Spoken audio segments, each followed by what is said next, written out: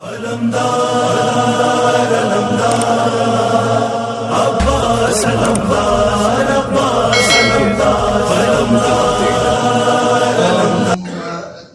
مسئلہ ہے، عقیدہ بھی اسی طرح سے تیار کریں اور خدا کے حکم کے سامنے قانع، یعنی ہر حکم کے سامنے سر تسلیم خم کرنے کے لیے آمادہ رہیں۔ اے وہ پروردگار کہ ہر طرح کی نیکی تجھ سے ہی مانگی جا سکتی ہے، لہذا مجھے دنیا اور آخرت کی ہر بلائی عطا فرما۔ دعا مانگ لی اور کسی وجہ سے رب بہتر جانتا ہے، بچہ مجھے چھری دو تاکہ کھیلوں، آگ سے کھیلنے دو، روکتے ہیں نا، کیوں؟ بزرگ جانتا ہے کہ اس کے لیے نقصان ہے۔ اب بچہ عزیز ہے، اسے چھری دو، اسے آگ دو، تو ظاہر اپنے آپ کو بھی نقصان پہنچائے گا اور دوسروں کو بھی نقصان پہنچائے گا۔ اگر کسی وجہ سے ہر خیر اس کی طرف سے ہونے کے باوجود بھی اگر کسی وجہ سے خدا مناسب نہ سمجھے تو اس وقت نعمت مانگنے سے بھی اہم چیز یہ ہے کہ اس کے نہ دینے پر بھی راضی رہو۔ یہ بہت اہم مسئلہ ہے۔ کبھی انسان محروم نہیں ہوتا، دنیا میں مانگی ہوئی دعاؤں کو اگر خدا مصلحتاً رد فرماتا ہے، کل روز قیامت ایک انتہائی خوبصورت تحفہ اور عطیہ اسے دیا جائے گا۔ وہ خود پریشان ہوگا، اے پروردگار میں نے ایسی نیکی تو نہیں کی تھی، یہ تحفہ کیسا؟ تاریخ بتائے گا فلاں جگہ فلاں وقت آپ نے دعا مانگی تھی، ہم نے مصلحتاً تمہیں نہیں دیا تھا، اس کا ثواب یہاں تمہیں دیا۔ آپ بندے کا جواب سنیے، معصوم فرماتے ہیں بندہ کہے گا کاش دنیا میں کچھ نہ ملتا، جو کچھ تھا وہ سب ادھر ملتا۔ ابھی تو نظریہ الٹا ہے، پروردگار وہاں دیکھ لیں گے بڑا غفور رحیم ہو، جو کچھ دینا ادھر ہی دے دیجئے۔ صلوات پڑھے محمد۔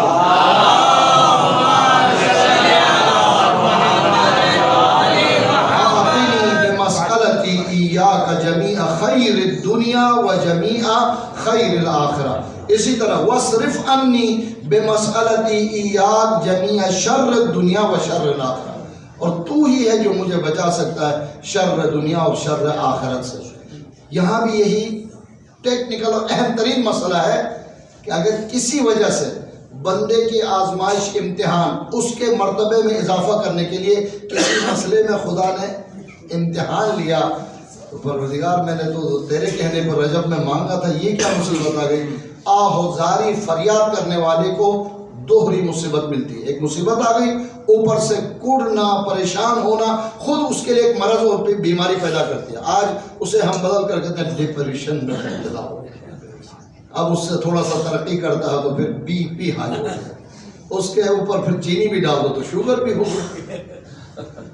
لہذا اس سے بچنا چاہتے ہو، نعمت کے نہ ملنے پر بھی صابر و شاکر بنو، اس سے بہترین نیک بندے کی صفت نہیں ہو سکتی۔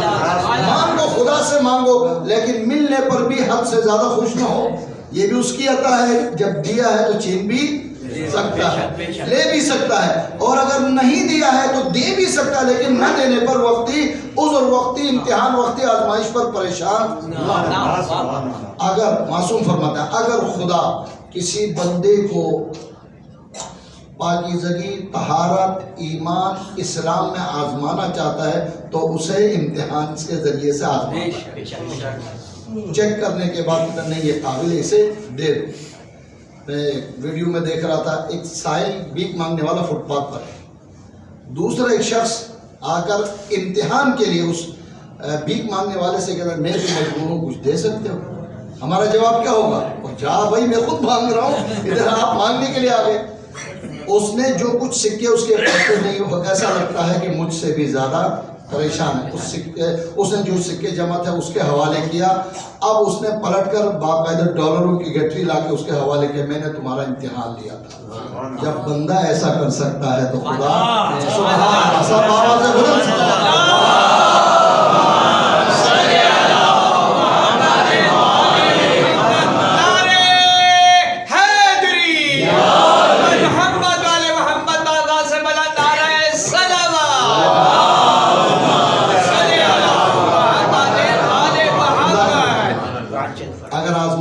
چند سکے مجھ سے چھین کر جنت کے محلات عطا فرمائے تو بہت شکریہ، تھینک یو پروردگار۔ لیکن چونکہ وہ مسئلہ ادھار کا مسئلہ ہے اور یہ دستی ہے، سکہ 5 کا سکہ کیوں نہ ہو، یہ دستی ہے، اور وہاں کا کروڑوں کا بھی لاکھوں کا بھی بے حساب ہو، وہ ادار کا مسئلہ ہے۔ آج چند ایک مومن کے سامنے گزارش کر رہا تھا، قیامت کے اجر پر بھی ایمان لانا بہت مشکل ہے اور قیامت کے سزا پر بھی ایمان لانا سب سے مشکل عقیدہ ہے۔ دیکھیں کون آیا، چھوڑو بھائی، ہوتا ہے مولوی صاحب بلا وجہ ڈراتے ہیں تمہارا خدا اتنا ظالم ہوگا، ہمارا خدا اتنا ظالم نہیں۔ یہ باقاعدہ عقیدہ جڑتے دیتے نہیں۔ ائمہ معصومین نے یہ تمام دعاؤں کے ذریعے سے ہمیں عطا کرنے پر کیسے خوش ہونا وہ طریقہ بھی بتایا ہے۔ نعمت کے کسی وقتی مسئلے کی وجہ سے، کسی اصل ہدف کی وجہ سے اگر نعمت تھوڑی دیر کے لیے چھین جاتی ہے تو پھر صبر و شکر کیسے کرنا وہ طریقہ بھی خدا نے بتایا۔ یا من یؤتی الکثیر بالقلیل یا من یؤتی من سأل یا من یؤتی من لم یسألہ ومن لم یعرف تحننا منہ ورحمہ آتنی بمسألتی ایاک جمیع خیر الدنیا وجمیع خیر الآخرہ واصرف عنی بمسألتی ایاک جمیع شر الدنیا وشر الآخرہ فَإِنَّهُ غَيْرُ مَنْقُوسٍ مَا أَعْطَيْتَ۔ اے پروردگار تیری عطا کبھی ناقص نہیں، ممکن نہیں ہے کہ خدا کی عطا نقص والی ہو۔ یہ ہم ہیں کہ